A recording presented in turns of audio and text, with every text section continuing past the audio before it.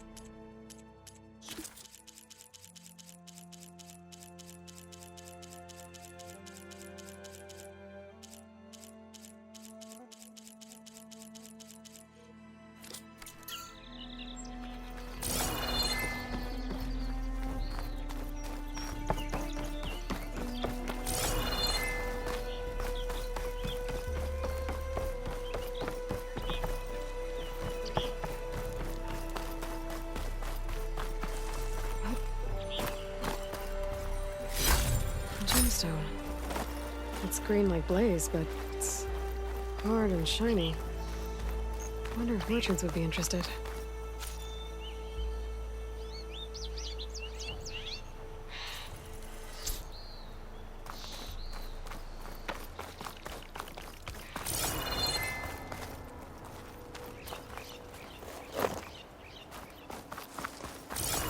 It's a dead machine. It must be a bristleback. Maybe Errand took it down? That must be Chain Scrape. Jaruf said I could get my bow upgraded in there. Might be able to tinker with my other gear, too. Ground soaked with acid. Did the bristlebacks do this?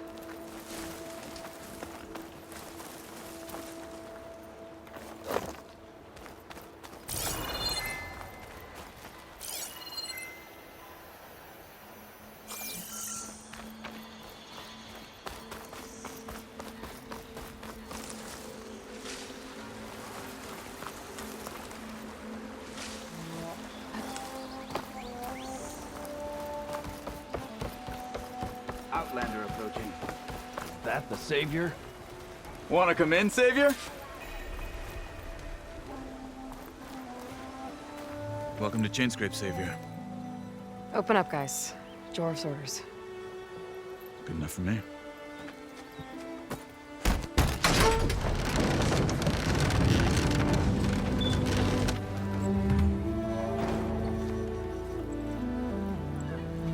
By the Forge. Petra? Aloy, what are you doing here? About time there was something worth looking at in this dump. It's nice to see you too. And not a moment too soon. Come on.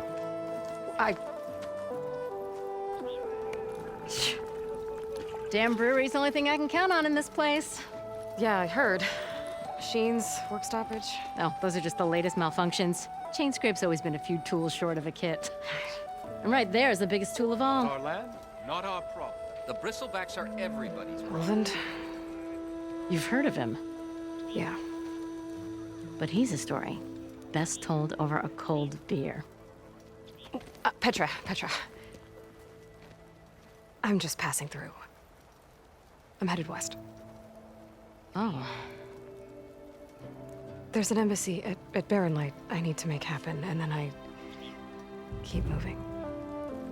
ah, of course. Bigger gears to grind. Well, Flame Hair, good to see you. You've got to move on. Petra. But if you want a cold beer and a few laughs with an old friend, come find me at the brewery. Your choice.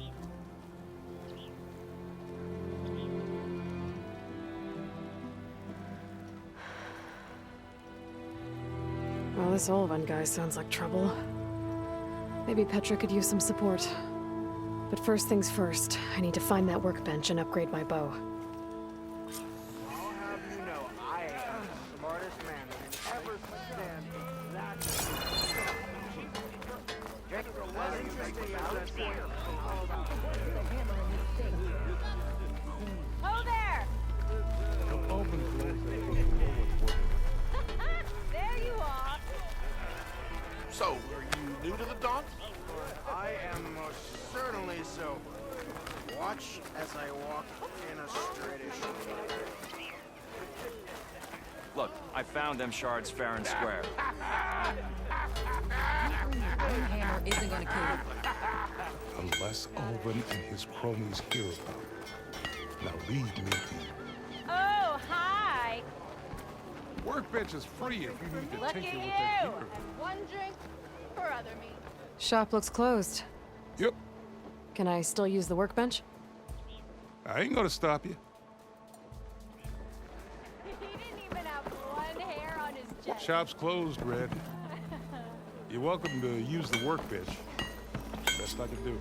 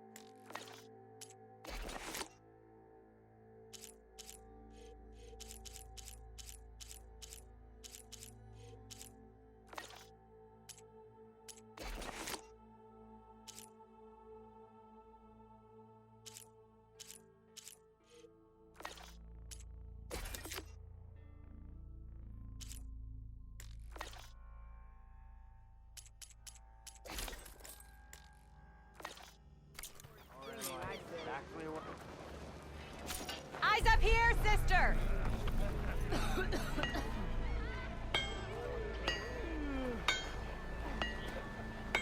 Someone said I had the best singing voice in all the dogs. Oh, hi! Nope! This should be useful. Now I just need to find Erend and help him clear the bristlebacks. I'll drink you under the table anytime. See that? There goes the next generation of Vanguard. Am I lost, or am I exactly where I'm meant to be? Who can say?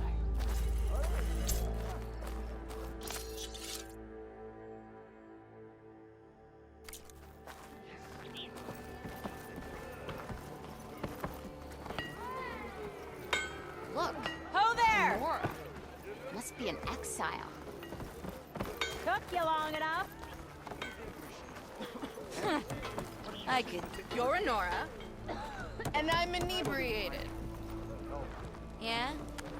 Just 'cause there's two of you doesn't mean I can't take you. Don't pull that face off. Turns red as a Carja.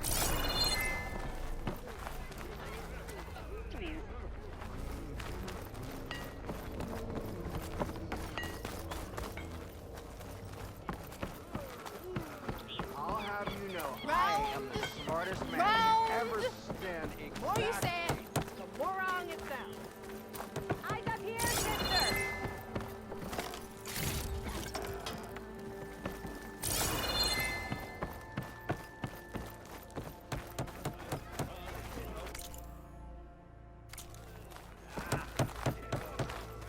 Pretty sure it's your round. Can't be my round. Not be today. I'll make my part.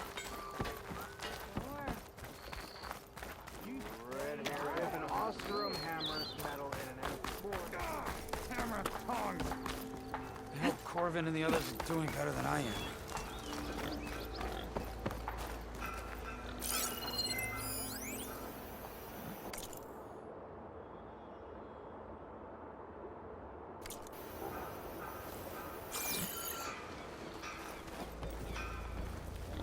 What happened to you? That damn mine is what happened to me. It won't be the last injury if Olvin keeps shoving those tongs into those tunnels. What mine? Northeast of Chainscrape, where the river ends. I told Corvin we should stop when the first cave-in happened, but Olvin probably threatened to cut off our pay. Or worse. How about you slow down and take me through it?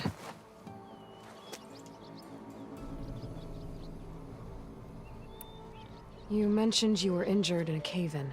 Yeah, a couple days ago. That's how I hurt this blasted leg. Corvin and the others were opening a new vein while I was checking on an older one. As soon as their blast hit, the tunnel I was in collapsed. Might have dodged it if I wasn't running on barely a spark of sleep. We were pushing too hard and too fast. And you're afraid Corvind and the others might not be as lucky if it happens again. Mm-hmm. Hit the nail right on the head. How come Olvin's in charge? Don't these mines belong to the Carja? Try telling Olvin that. He brought in all the backing to get them open. Might as well own them. Fire and spit. You ask him. He owns us as well. Who's Corvind? He's their foreman. And a damn good one. The kind that knows how to deal with management when it gets unreasonable. But Olvind... his demands go beyond unreasonable. Corvin's been doing his best to appease him. He even blamed himself for my injury when it was Olvin who ordered the extra shifts. Sounds like a good guy. That's why we all put up with the long hours and lousy conditions. But if the whole mine becomes unstable, I'd rather suffer Olvin's wrath than die buried in rubble. I could check in on your crew if I'm in the area. I would appreciate that. Thank you.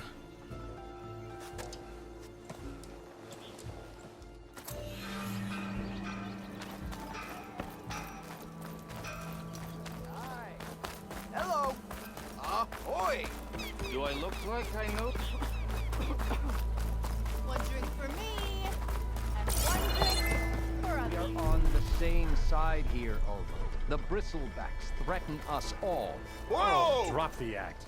We all know it was the Carja who let the bristlebacks into the valley, sent them straight through the gates of barren light. That hammer to your is head? preposterous. Why would we let dangerous to machines catch you into our soon. own land?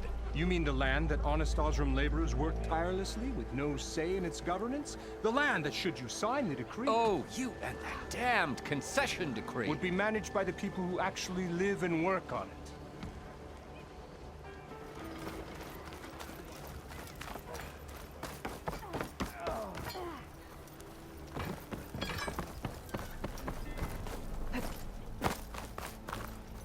You know what we need?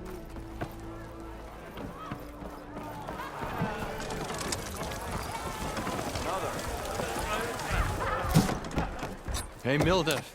Mildef. Took some of your stew last time I went into the wilds. Kept me going for a week.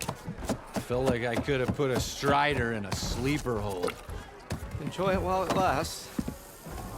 Sounds like you're serving up some impressive provisions here. Not again.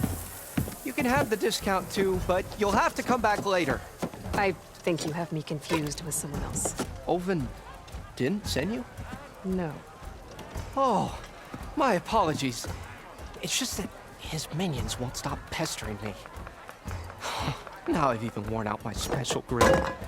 Since I'm in the midst of a crisis, perhaps you could skip to what it is you wanted? Some of your food? Of course.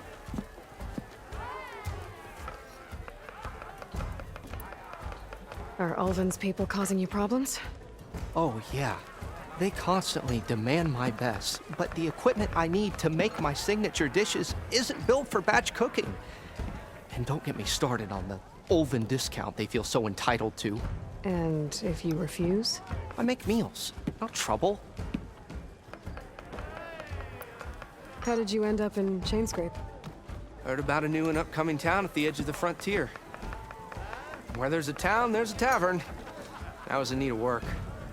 So I got myself out here and started cooking. Some of these people had never tasted proper boars and berries stew before. Anyway, next thing I knew, people kept coming back. Guess they liked my food. Or the ale.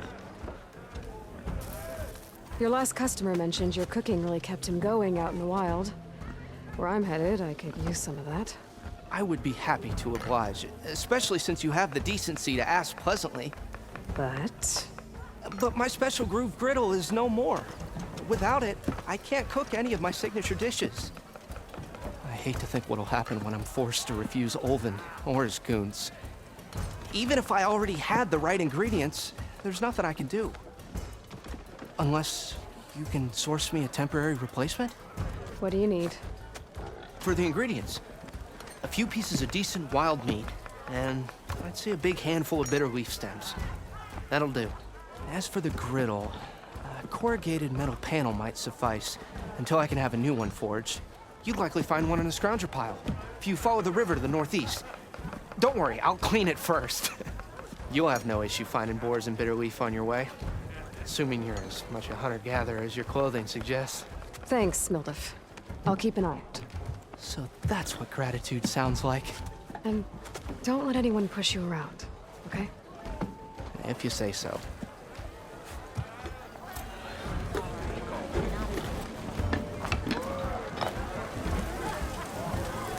Ah, hello again. How goes your search? About that. What did you need to make your signature dish? A corrugated metal panel, for starters. I can use it until I get another groove griddle forged. You could probably pull one out of a scrounger scrap pile northeast of here. I'll clean it first, don't worry. And for the dish itself, some wild meat and a handful of bitter leaf stems. Then I can get cooking. I should be going. Right.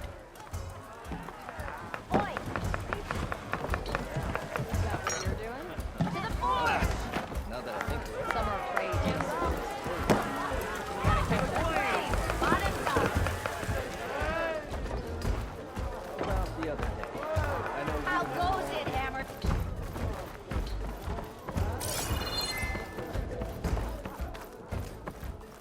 Walked it off, huh? Gotta keep going, sorry.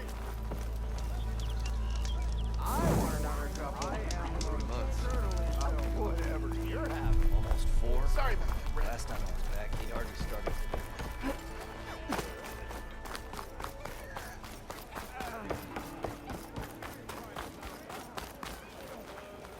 What do you want, Ulvund? Some kind of payment? My dear magistrate, you think I can be bought? If you want that whistle blown, all you have to do is have your soldiers remove the bristlebacks and sign the concession decree. Face it, what other choice do you have? Hi. Savior, what auspicious timing. Might we discuss a matter of importance to the Sundom? We might. Later. Very well. I shall be waiting. So, the savior herself. Walloper of Derval, gutter of youth. Maybe.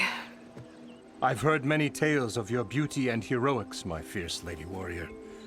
Ulvund Freeholder, at your service. So, what could have dragged you away from the fine silks and wine of Meridian to this smudge of a settlement? Your saviorly attention must be needed elsewhere. I'm here for the embassy and... The embassy? Why, by the forge. Ah. Greater gears for greater matters. Guess that means you'll be moving on. Once I've dealt with any problems around here that need my saviorly attention. Ah, the bristlebacks, of course. Got to get rid of them if you want that embassy to take place. Well, let's get to it, hey? And off you go. Not so fast.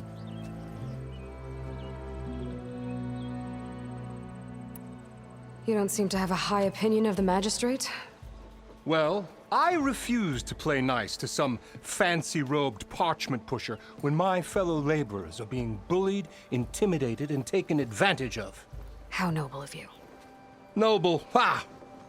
Born with a hammer in hand, I was. Nobody handed me anything or dropped opportunity into my lap. Everything I've achieved, I've done on my own. And where is this hammer now? The, burden of leadership forced me to set it aside. The Carja risk nothing, while demanding that good Osseram gamble with their lives out there. Someone had to step up and say no more.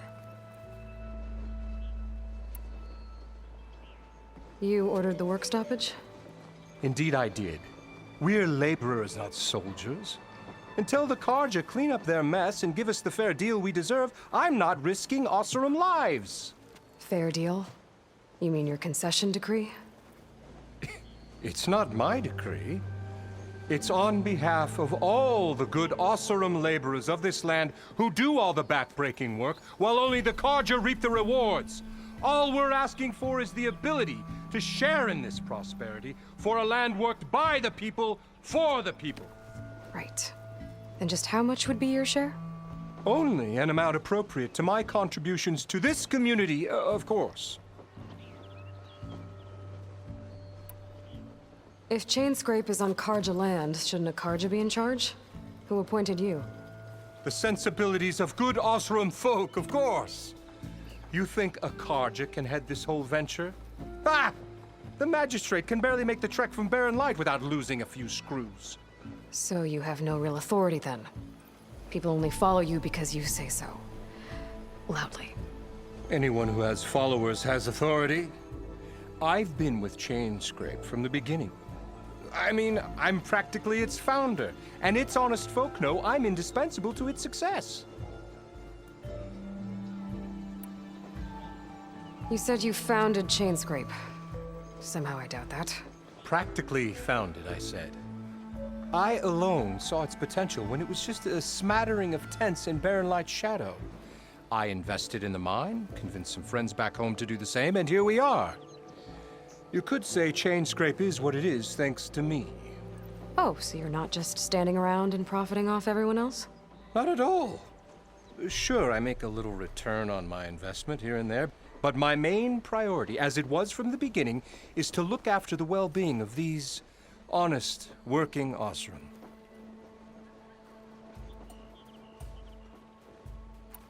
Where's the whistle?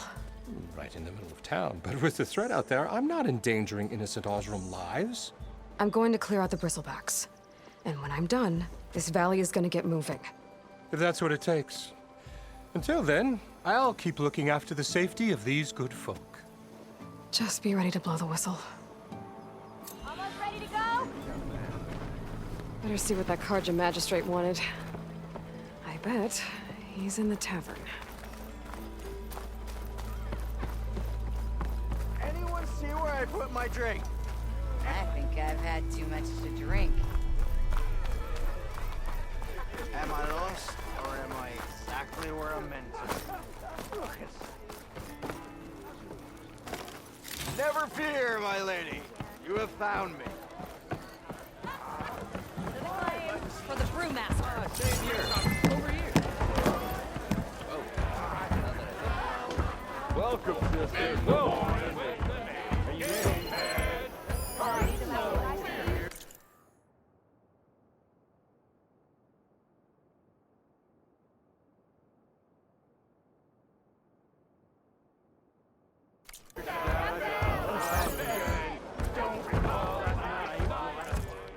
Savior, thank you for taking the time, and my condolences that you had to endure Ulvan's bloviating. I've dealt with worse. It sounds like he's really trying to put you over the barrel. The idea that the Karja purposely let bristlebacks into the Daunt, it's completely absurd. But the louder and longer he says it, the more support he'll get for his damned concession decree. How did the bristlebacks get into the Daunt? No one knows for sure. The first report of them came from west of the quarry. But unless they have wings I don't know about, I don't see how they could have come over the mountains. No other way in. The only way I know about is barren light. Look, if you can get to the bottom of this, I can offer a considerable bounty in return. Help me shut Ulvund up. What is this concession decree that Ulvund wants? He wants the Sundom to designate portions of the Daunt as Oseram holdings. Only the portions, mind you, that produce any value. Let me guess. Because he stands to profit somehow? Exactly. With the Daunt under Oseram law, he could secure more investment for their numerous ventures. He can't get those investments without the concession? No. Not while there's a chance the Sundom could revoke their access. Hence, why the concession is so important to him. And why blaming the Karja for the bristlebacks, no matter how absurd, works in his favor. How does blaming the Karja for the bristlebacks help Ulvund get his concession? Look around. This may be the Sundom, but Chainscrape is all gears and rust and bad ale. Claiming that the Karja loosed the bristlebacks in order to intimidate Oseram laborers into obedience. Well, let's just say no one here has forgotten the atrocities of the Mad Sun King. And with the bristlebacks bringing work in the valley to a halt, Ulvund has plenty of time to pick at barely healed wounds. And if the Oseram refuse to work, unless the concession is signed, you won't have a choice. Correct. The reconstruction of Barren Light must continue. How did you get stuck out here? I asked for the posting, believe it or not. Overseeing the entire valley on behalf of the Sun King? It was an honor. Is an honor, I mean. But your job would be a lot easier without someone like Ulvund blasting hot air all the time? Ulvund's not going anywhere. He's been around longer than I have. Even fancies himself the founder of Chainscrape. Now, I'll find a way to live with him. I have to. You said the bristlebacks were first spotted west of the quarry? Yes, according to one terrified laborer, said the ground trembled before they came charging down the hillside. He took off and ran all the way here. Good place to start looking, then. If you learn the truth, maybe Ulvund will stop blaming the Karja for every problem under the sun, and maybe then he'll actually focus on rebuilding Barren Light instead. Yes. Something else? I need to go. Of course.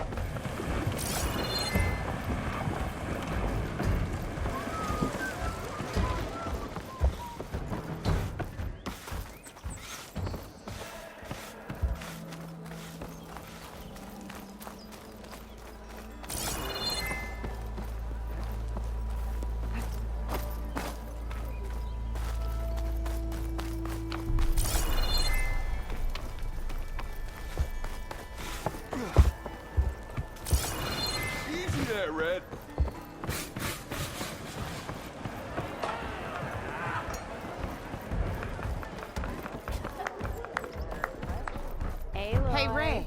Change your mind about that Fancy brew? a game of Strike? Come for that beer after all, eh?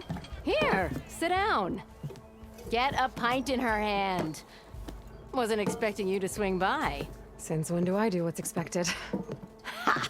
There's that spark. Fire and spit. Fire and spit.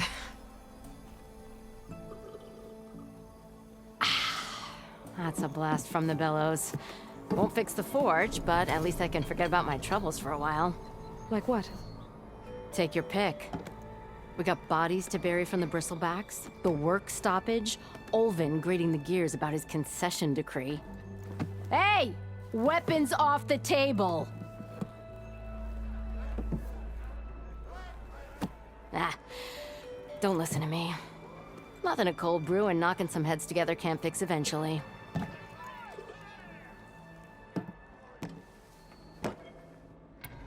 So the bristlebacks in the Daunt.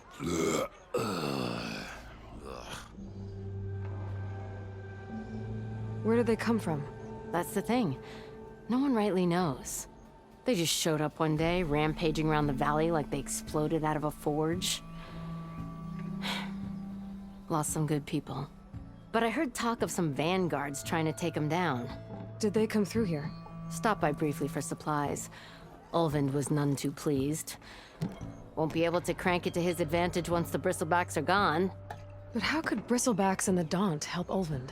2 words. Concession decree. Since no one knows where the bristlebacks came from, Ulvund has taken to blaming the Karja for them. He's hoping to dig up enough old resentments to get a strike going until the concession's signed. This is just his latest attempt. He's been trying to rile up the workers since the day he rolled into town. And people actually believe him? Lots of folks suffered at the hands of the Mad King during the Red Raids. Give him half a reason, they'll blame the Karja for anything. Ah, damn Karja slavers.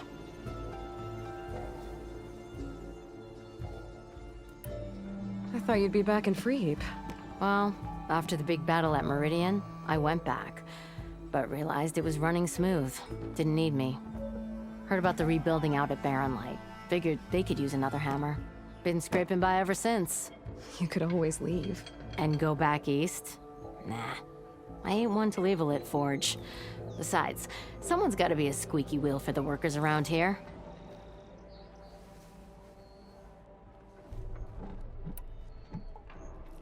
So about Ulvund.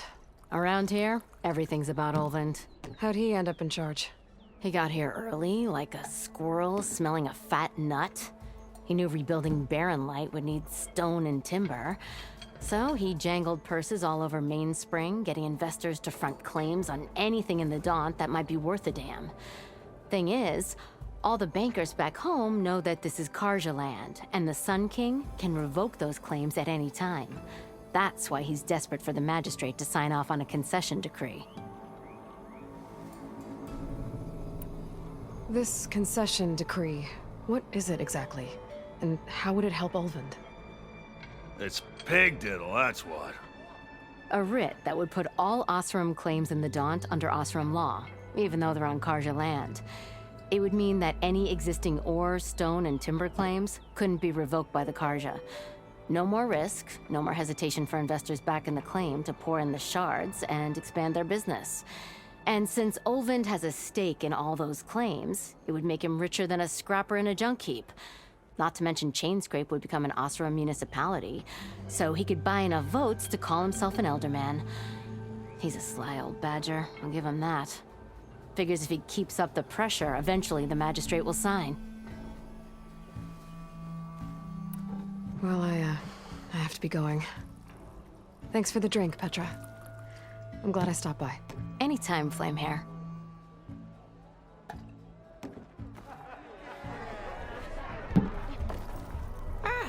Come to revel in some strike, sister? Let me set the board. I was just passing by. First timer, huh? Don't worry about it. I'll go easy on you. You got any pieces? No. Well, aren't you in luck then? I got an extra set, a Tanakh original straight out of the Forbidden West. Sit. I'll run you through it in a hot spark. I'll give you something special if you win it on my boards, too.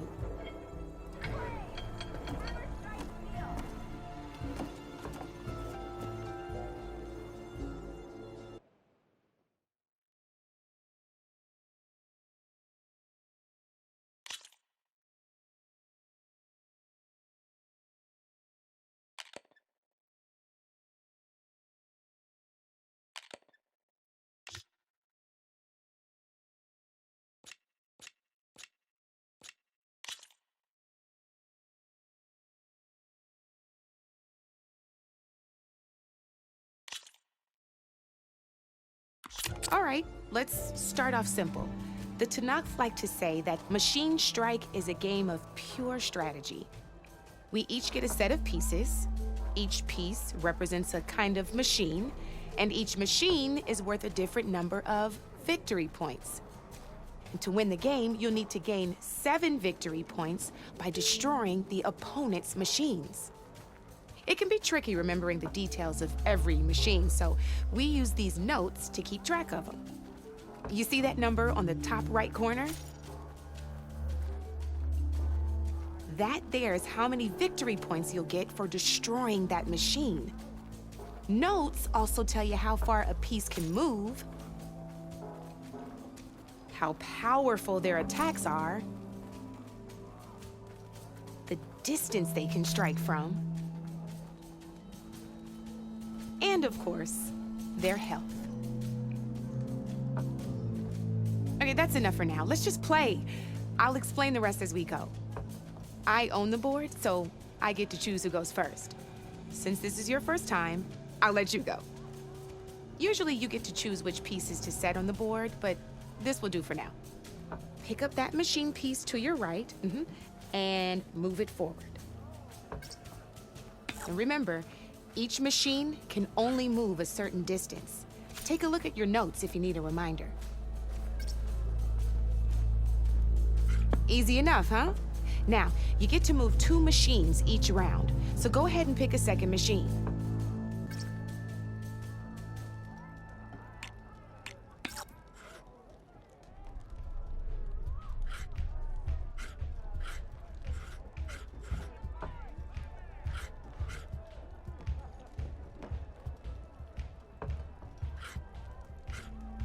Perfect.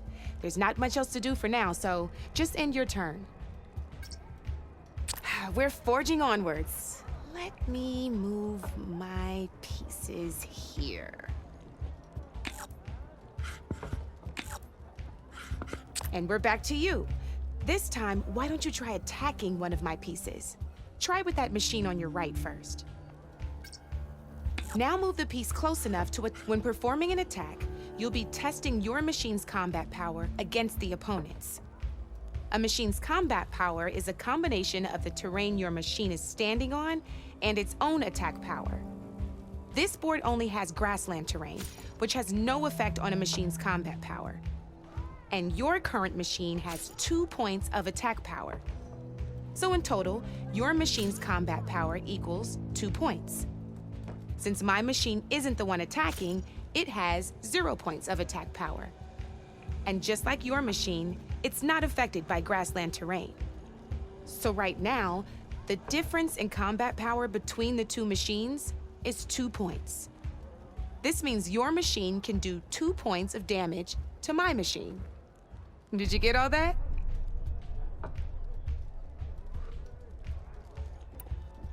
Knew you were a smart one. Finish up by attacking my machine. Not pulling any punches, huh? Now grab that second machine of yours.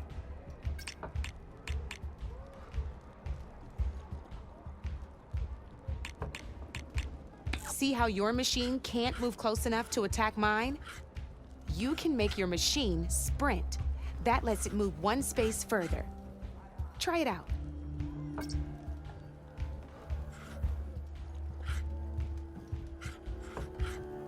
Downside to sprinting is that your machine can no longer attack.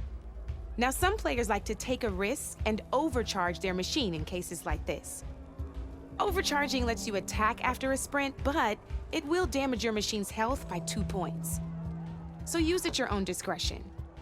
Let's try doing that now so you can see what I mean.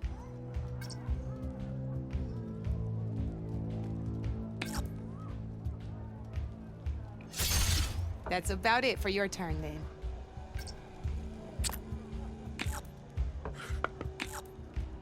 Now, I'll let you in on a neat trick. That machine of yours, the one closest to me, grab a hold of it. Same as in the wilds, machines have both armored points and weak points. You can see them marked on the pieces. Blue shows where their armor is thickest. Hit them there and you'll do some damage, but not a lot. Now, red shows the machine's weak points. Hit those and you'll deal a mighty blow. Here, let me show you. Rotate that piece so your machine faces mine.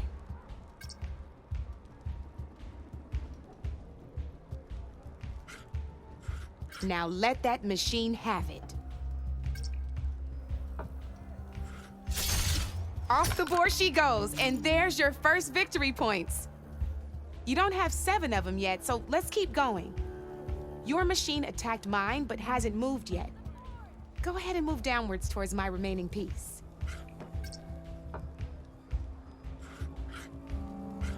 You've already attacked a machine and moved your piece.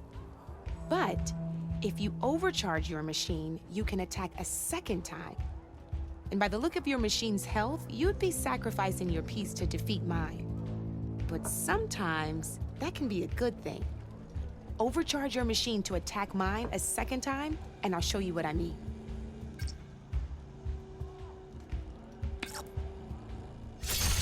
Ain't that a thrill? Now, because your machine was knocked out at the same time as mine, we both get the victory points our machines are worth.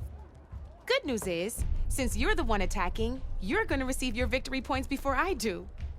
Which means you can reach the coveted 7 victory points first. That's why sometimes losing a piece can be the best way to end a game in your favor.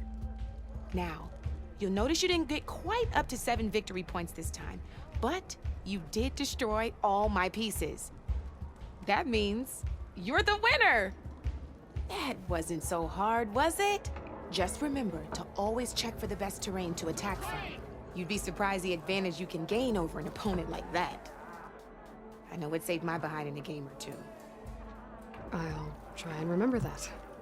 Oh, before I forget, these are all my spare pieces. I want the Savior of Meridian to have them. It's a small set to be sure, but it should be enough to get you in on any strike games you find out there. You might even fancy looking out for them strike carvers. They've got all kinds of unique pieces that can turn a game in your favor, though they'll need the right materials to craft you one. Or you might find them in the wilds if you're lucky. I know I've lost my fair share of pieces after a night of machine hunting or brew hopping. No need to thank me. Always a pleasure to help out new strike players. Now, if you feel like playing a real game, I've got plenty of other boards. I could even teach you a few more tricks if you're up for it. Thanks. I'll think about it.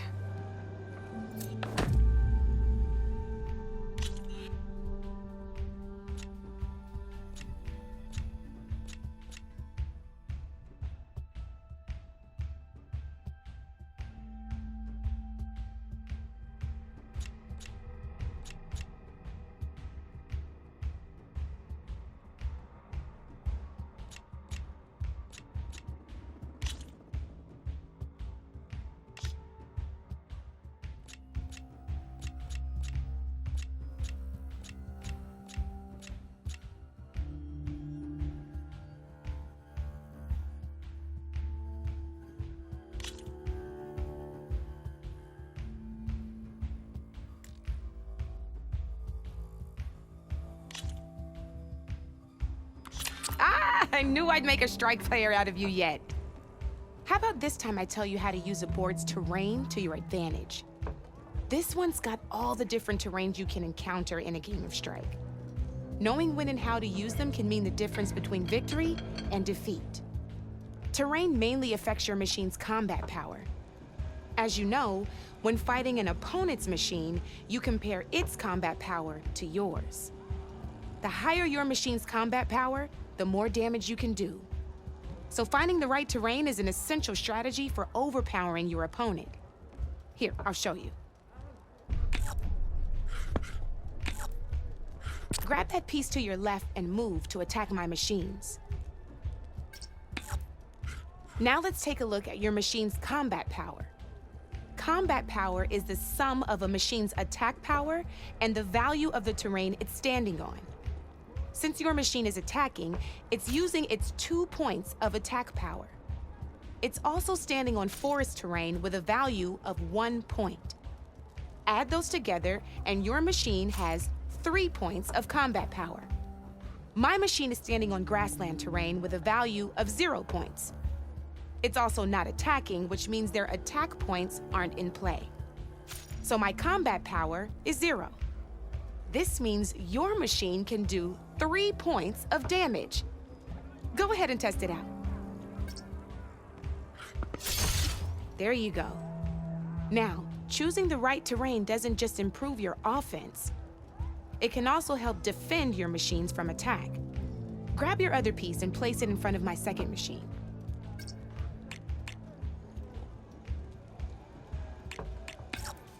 Since your machine is attacking, it's using its 2 points of attack power. It's standing on grassland terrain. This terrain has a value of 0. This means your machine's combat power adds up to 2 points. My machine can't use their attack power since they're defending their position. But they have the higher ground. They're standing on forest terrain, which is worth 1 point. This means my combat power adds up to 1 point. Now, the front of my machine is colored blue. This means that the spot you're about to attack has armor protecting it, which means my machine gets an extra point, giving it a total of 2 combat power points. If we compare the combat power of both machines, you'll see that you won't be able to do any damage. Whenever you're unable to top an opponent's combat power, you can still choose to attack and break their machine's defenses instead. Go ahead, try it out and see what happens. See? When you break a machine's defenses, you can knock it backwards. Sure, both our machines will receive 1 point of damage, but knocking my machine off that terrain makes it more vulnerable to attacks. Not only that, if my machine had been blocked from moving backwards, it would have received an extra point of damage. And if my machine had been blocked by another one of my pieces, that machine would have received damage as well. That's why breaking a machine's defenses is a great way to deal damage to several pieces at once. Useful, right? Okay, now go ahead and end your turn. There's still one more thing I want to show you. All right, as we've seen, the higher the terrain, the more it'll add to your machine's combat power. However, there are two other terrains that work a little differently. This is what we call a chasm. Only flying machines can be placed on those. But it'll take away 2 combat points if you do, so be wary. This is marsh terrain. Landing on it will take away 1 combat power point from most machines. It'll also keep your machine from moving for the rest of the turn. Here, let me show you. Grab that machine on your left.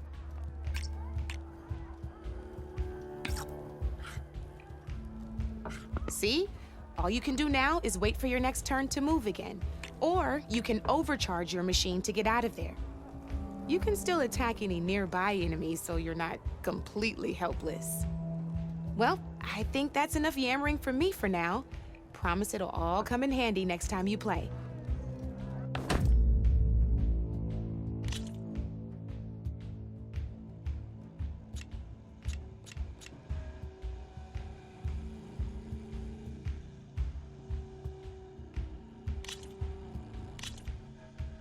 Here for more tips? Why don't I tell you a bit more about the pieces we used to play? In a normal game, you get to choose which machines you place on the board. Each one is worth a certain number of setup points, and you can spend up to 10 assembling your army. Knowing what each machine brings to the game and building an army that matches your strategy is the key to becoming a machine strike master. When assembling your army, there are a few things to keep in mind. First and foremost, you can never have more than 4 of the same machine on the board at the same time.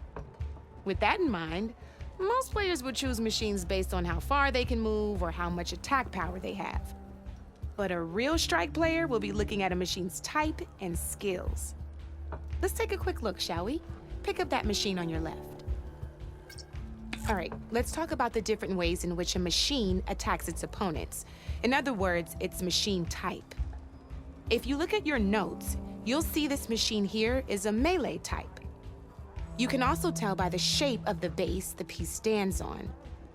A melee type machine attacks the first enemy within range, and no one else. We've seen this plenty of times, so just move that piece forward so I can show you some more stuff.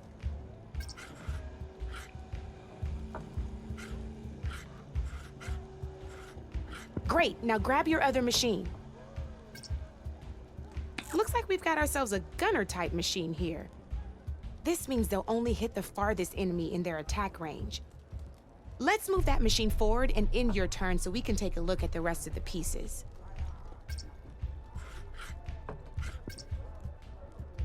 Let's go with this piece first. This is a ram type machine. Attack an enemy with it and it'll push the piece backwards. Like this. See, now my machine has taken over your machine's spot on the board. This is a great way to take the advantage away from your opponent if they have the higher ground. Looks like we have one more piece to look at. Now this is a beauty of a piece, a dash type machine. When it attacks, it'll move to the end of its attack range and damage every machine in its path, including your own. So make sure you take a good look at the board before you send it off to the races. You should also make sure it's able to finish its attack on an empty spot. Otherwise, you won't be able to attack at all. Here, I'll show you.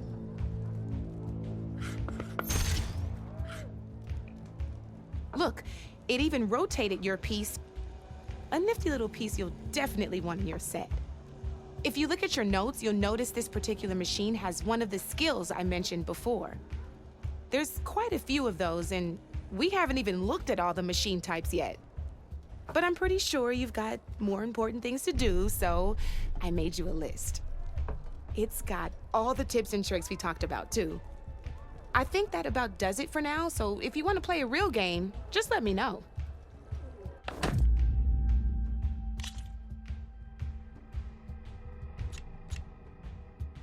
Come back anytime, Red.